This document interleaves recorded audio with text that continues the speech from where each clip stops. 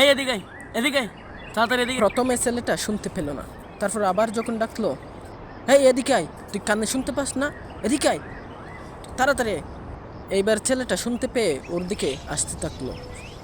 তখন ওই বকাটে ছেলেটা বলল, রাস্তা দিয়ে হেঁটে যাওয়ার সময় সালাম দিতে পারস? তখন ছেলেটা কি যেন বলতে চাইলো। তখন ওই বকাটে ছেলেটা বলল, এলাকায় কি নতুন? তুই কবে আসলি? কোত্থেকে আসলি?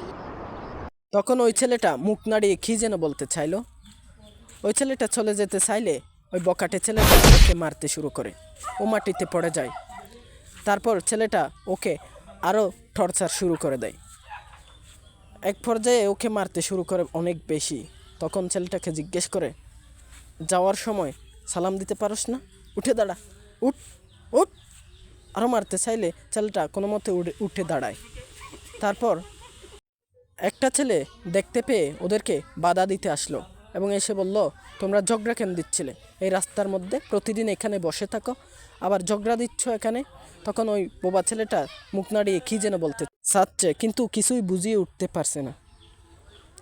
ওই ছেলেটা ওকে আবার জিজ্ঞেস করে, তুমি কি ভীষণ ব্যথা পাইছো ভাইয়া? কই দেখি।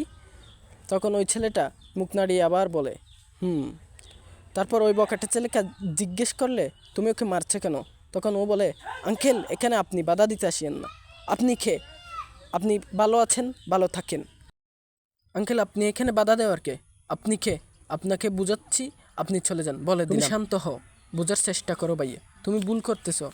ও একটা প্রতিবন্ধী মানুষ, তুমি ওকে মারতে থাকলে সেটা আপনাকে বুঝতে হবে না, আমি বুঝে নেব। চলে যান আপনি, বলে দিলাম।